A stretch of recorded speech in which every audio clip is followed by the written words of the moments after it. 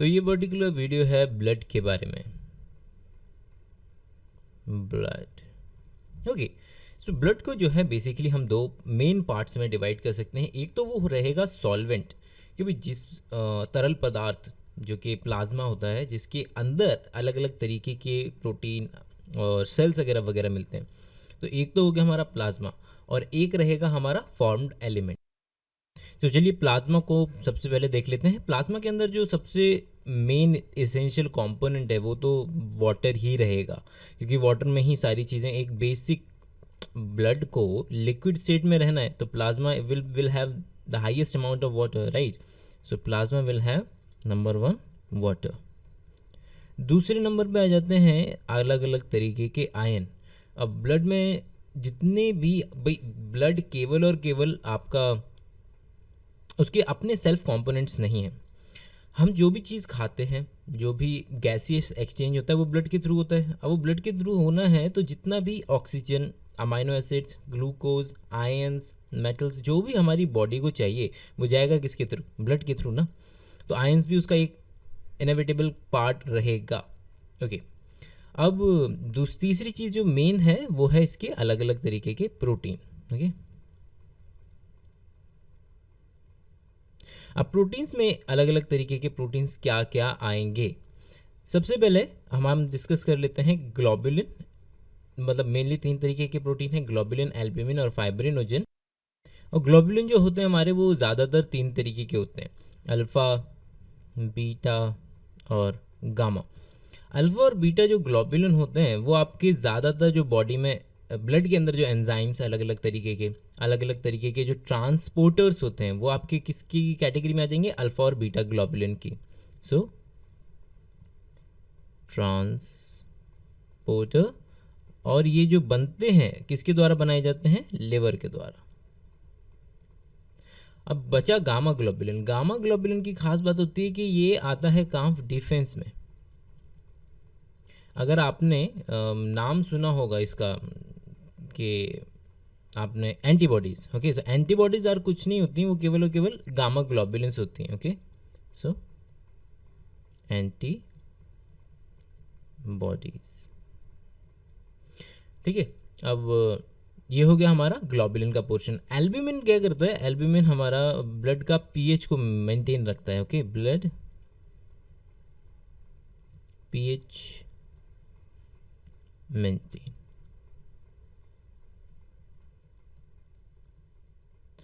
Fibrinogen नाम अपने आप में दिखा रहा है कि फाइब्रिनोजन एक्चुअली क्या होता है कि कन्वर्ट हो सकता है फाइब्रिन में। ओके, तो ये किस में कन्वर्ट हो जाएगा? फाइब्रिन में। अब किसी भी प्रोटीन के आगे अगर ओजन लगा हो और पीछे प्रो लगा हो, जैसे कि प्रोथ्रोम्बिन, तो प्रोथ्रोम्बिन का एग्जांपल हो गया कि वो इनएक्टिव फॉर्म है थ्रोम्बिन का। फाइब्रिनोजन एग्जांपल है फाइब्रिन के इनएक्टिव फॉर्म का। तो ये कन्वर्ट हो सकता है फाइब्रिन में। और फाइब्रिन क्या होता है? आपका लॉन्ग फाइबर्स बनाएंगे और इन फाइबर्स में आपका आरबीसी अटक जाएगा और ये बन जाएगा आपका ब्लड क्लॉट। सो किस में हेल्प करता है ये? ब्लड क्लॉटिंग में।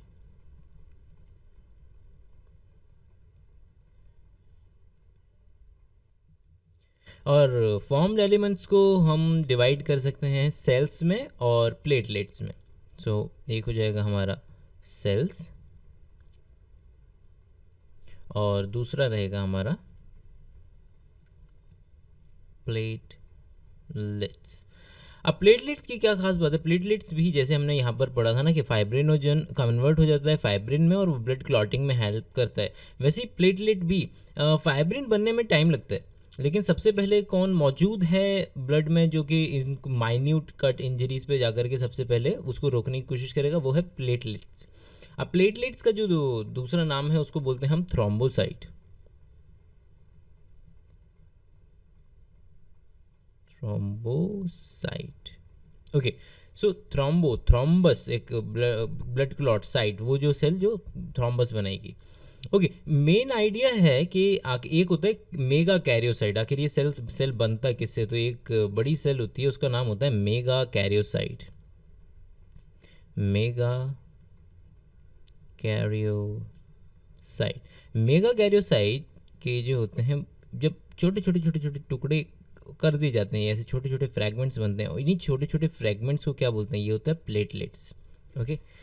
और ये क्या करते हैं, जैसे ही अगर कहीं कट लगेगा ना तो वहाँ पर ये जो प्लेटलेट ऐसी है वो फ्लैट होने की कोशिश करेगी, जितनी ज़्यादा हो सके फ्लैट होने की कोशिश करे, फ्लैट होके वहाँ पे बैंडेज की तरह उस पर चिपकने की कोशिश करेगी। और एक जब फ्लैट होने लगती है, एक प्लेटलेट जब फ्लैट होने लगती है तो उससे उसके आसपास गुजरने वाली जितनी भी सेल्स प्लेटलेट्स होंगी वो सारी फ्लैट होकर वहाँ पर चिपकने लग जाएंगी। तो इस तरीके से प्लेटलेट हेल्प करती है इनडायरेक्टली, मतलब प्राइमरीली किसी भी ब्लड क्लॉट को बनने में। और उसके बाद ये प्रोसेस, ये जो फाइब्रिनोजन और फाइब्रिन को कन्वर्ट करने वाला प्रोसेस है उसमें हेल्प कर देता है।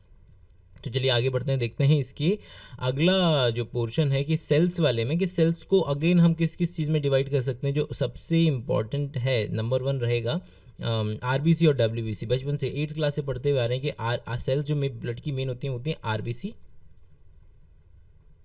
और डब्ल्यूबीसी। आरबीसी का जो बायोलॉजिकल नेम है वो है एरिथ्रोसाइट। इरिथ्रो का मतलब होता है रेड, साइट का सेल, तो रेड सेल इरिथ्रोसाइट। और डब्ल्यूबीसी ल्यूकोसाइट। तो सबसे पहले आरबीसी को देख लेते हैं। तो ये है हमारी आरबीसी, डोनट शेप की होती है। इसमें क्या होता है कि ये जो न्यूक्लियस जहाँ पर पहले मौजूद था वहाँ से वो हटा दिया जाता है, ख़त्म कर दिया जाता है, ताकि वो जो जगह है उसको भी हीमोग्लोबिन वहाँ पर स्टोर किया जा सके और ज़्यादा से ज़्यादा ऑक्सीजन और कार्बन डाइऑक्साइड का जो ट्रांसपोर्टेशन है वो आरबीसी कर सके। तो भाई ऑब्वियसली इसका कलर रेड इसी वजह से है, हीमोग्लोबिन की वजह से है। तो ये हो गया हमारा रेड ब्लड सेल। और जो काम हो जाएंगे इसके, नंबर 1 रोल जो हम के आगे आने वाली प्लेलिस्ट में देखेंगे, एक देखेंगे ब्लड ग्रुप में, ब्लड ग्रुपिंग ग्रुप। दूसरा आपका ट्रांसपोर्टेशन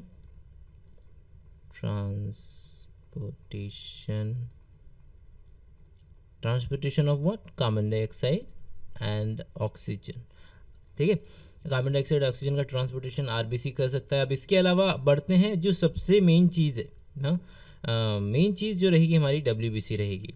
डब्ल्यूबीसी में डिटेल में हमको डिस्कशन करना है, जो भी अलग अलग तरीके की सेल्स आएंगी। सबसे पहली सेल जो डब्ल्यूबीसी में, इसको डिवाइड कर दीजिए ग्रैन्युलोसाइट और ए ग्रैन्युलोसाइट में। किस किस में?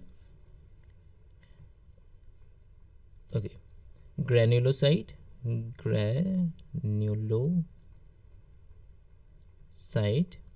और ए ग्रैन्युलोसाइट।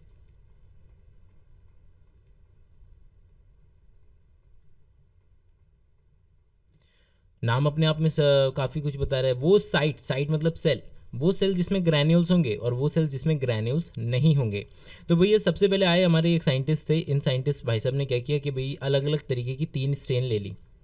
बोले मैं एक तो यूज़ करूँगा, एक तो न्यूट्रल स्ट्रेन यूज़ कर लूँगा, और स्ट्रेन मतलब डाई ना, तो और एक कर लूँगा बेसिक डाई यूज़ कर लूँगा, और एक डाई हो जाएगी मेरी एसिडिक डाई। ओके, तो उन्होंने ये अलग अलग तरीके की डाइज ली, सेल्स को स्टेन किया इन अलग अलग डाइज से, और देखा कि कुछ स्पेशल टाइप की सेल्स ही उन अलग अलग जो क्या था, अलग अलग सेल अलग अलग तरीके की डाई ले रही थी। तो जो सेल जिस सेल ने न्यूट्रल डाई ली वो तो बन गए हमारे न्यूट्रोफिल। Okay, neutrophil. ओके, और जो डाइज जिन्होंने कलर ले लिया आपका जी बेसिक, वो तो बन गए बेजोफिल। और ऑब्वियसली कि जो तीसरी थी वो बन गए एसिडोफिल। बट जो डाई उसने यूज़ की साइंटिस्ट ने, वो डाई थी इयोसिन। तो एसिडोफिल का जो दूसरा नाम है वो कहा जाता है इयोसिनोफिल।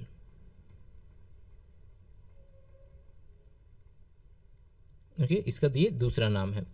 अब न्यूट्रोफिल के बारे में थोड़ा सा डिस्कस कर लेते हैं। ये जो अपने आप में बड़ी मस्त सेल होती है, जो कि सबसे ज़्यादा होती है, 60%। डब्ल्यूबीसी में से जो अलग अलग हम सारी क्लासेस पढ़ेंगे उसमें से लगभग 60% जो होती है वो न्यूट्रोफिल होती है। बॉडी में हर जगह मौजूद है, आपकी स्किन लाइनिंग हो, आपका रिप्रोडक्टिव ट्रैक्ट हो, जहाँ मर्जी हो, जहाँ भी इंजरी होएगी वहाँ पर सबसे पहले भाग के न्यूट्रोफिल पहुँचती है। अब न्यूट्रोफिल का जो काम होगा भाई ऑब्वियसली उतना ही ज़्यादा इम्पॉर्टेंट भी होगा। इसका जो काम होता है वो होता है आपका फैगोसाइटोसिस में, क्योंकि कहीं भी इसने बैक्टीरिया देखना है उसको खा जाना है। इसमें इसकी खास बात जो होती है, इसमें होता है मल्टी लोब्ड न्यूक्लियस। ओके, सो ये हो गया इसका मल्टी लोब्ड न्यूक्लियस। और काम क्या रहेगा, सबसे इंपॉर्टेंट फैगोसाइटोसिस, फैगोसाइटोसिस।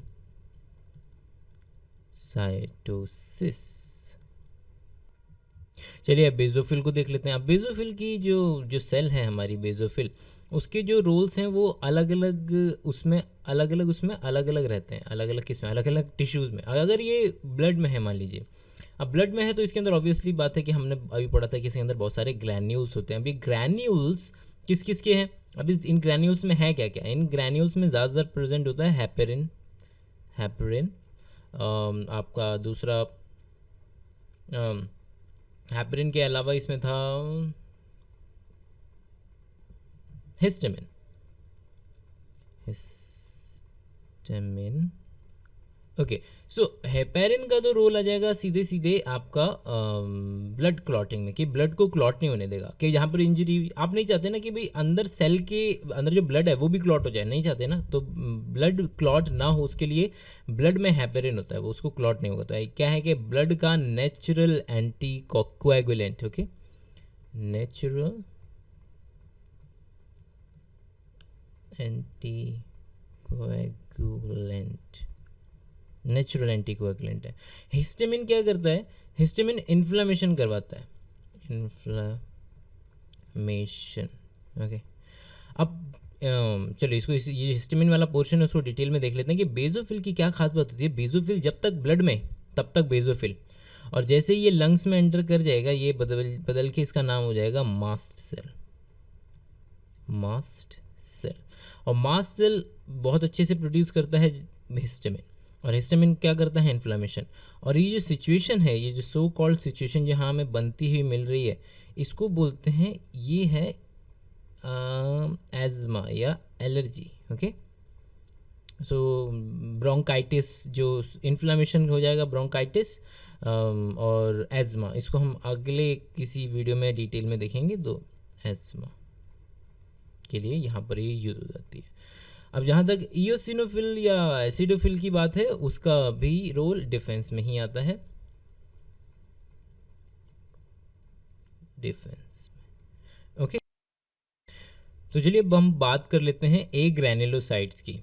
ओके, तो ए ग्रैन्युलोसाइट्स में हमारा जो रहता है ये दो सेल मेनली, मोनोसाइट, मोनोसाइट, और दूसरा रहेगा लिम्फोसाइट, लिम्फोसाइट। मोनोसाइट जो होती है हमारी, उसमें क्या होता है, किडनी शेप्ड न्यूक्लियस मिलता है। ये अगर आपका सेल है तो इसमें ये किडनी शेप्ड का न्यूक्लियस मिलेगा, किडनी शेप्ड न्यूक्लियस। और मोनोसाइट जब तक ब्लड में तब तक मोनोसाइट, और जैसे ये किसी टिश्यू में एंटर कर जाएगी तब ये बन जाती है मैक्रोफेज, मैक्रोफेज। और यही जो सेल जो नॉर्मल दिखाई दे रही थी एकदम से पागल हो जाएगी, बड़ा हो जाएगी साइज में, और एकदम, और फैगोसाइटोसिस बहुत हाई लेवल पे शुरू कर देगी, फैगोसाइटोसिस।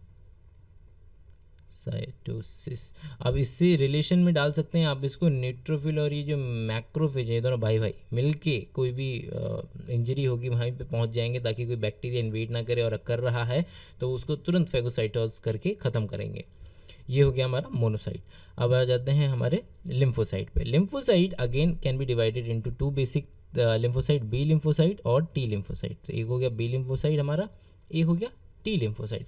अब नाम तो ब्रूसा फेब्रिशियस जो बर्ड में एक मिलता है चीज़, उसमें से इसका नाम पड़ा है, बट जानकारी के लिए याद रखने के लिए हम इसको इस तरीके से याद रख सकते हैं कि बी वो लिम्फोसाइट जो कि बोन मैरो में बन रही है और बोन मैरो में ही मेच्योर हो रही है। ओके, और टी लिम्फोसाइट के लिए हम ये याद रख सकते हैं जो बन तो बोन मैरो में रही है, भाई कोई भी सेल हो बनेगी वो बोन मैरो में ही बनेंगी, सारी बोन मैरो में, बट जो मेच्योर बोन मैरो में हो जाएगी वो बी सेल, और जो मेच्योर होगी थाइमस ग्लैंड में जाकर के हमारा जो स्टर्नम होता है, रिब्स के साथ, रिब्स जुड़ी होती है स्टर्नम से, ये स्टर्नम, ये रिब्स, तो यहाँ पर एक ग्लैंड होता है, इस ग्लैंड को बोलते हैं थाइमस ग्लैंड। यहाँ पर जाकर के ये टी सेल जो है मेच्योर होते हैं, तो इनका नाम पड़ गया टी लिम्फोसाइट्स। अब बी लिम्फोसाइट्स में जो दो मेन होती हैं उसमें हो गया आपका, एक हो जाएगा प्लाज्मा सेल, और दूसरा हो जाएगा आपका मेमोरी सेल। अब ऑब्वियस सी बात है, ये तो वो मेमोरी के लिए काम आएगा कि कभी दोबारा सेम बैक्टीरिया आएगा तो आपके पास मेमोरी सेल्स होना चाहिए। प्लाज्मा सेल रहेगा आपका एंटीबॉडी सिक्रीट करने के लिए, ये सेल होता है एंटीबॉडी सिक्रीट करती है प्लाज्मा सेल। अब टी लिम्फोसाइट जो होता है वो उसको दोबारा से आप कई अलग अलग टी लिम्फोसाइट्स में डिवाइड कर सकते हैं। वही अलग अलग टी लिम्फोसाइट होंगी, कौन कौन सी, इस तरीके से देख लेते हैं यहाँ पर। Okay, T cytotoxic, T helper, T memory और टी रेगुलेटरी। ओके, तो नाम ही सबके अपने अपने आप में सेल्फ सफिशिएंट है। सेल टी साइटोटॉक्सिक क्या करेगी, फेगोसाइटोसिस। ओके, फेगोसाइटोसिस कर देगी। हेल्पर इसकी हेल्प करेगी। मेमोरी याद रखेगी कि भाई कौन सा बैक्टीरिया आया था, उसी के खिलाफ थोड़े से सेल बचा के रख लो ताकि अगली बार आएगा तो उस पर ज़्यादा अच्छे से लड़ पाएंगे। रेगुलेटरी इन सबके फंक्शंस को रेगुलेट करेगा। तो ये था ब्लड का बेसिक कच्चा चिट्ठा कि अलग अलग चीज़ें, अलग अलग सेल्स किस तरीके से बेसिक लेवल पे, बेसिक इंट्रोडक्शन देखा हमने कहाँ से क्या क्या बनता है और क्या काम करती है।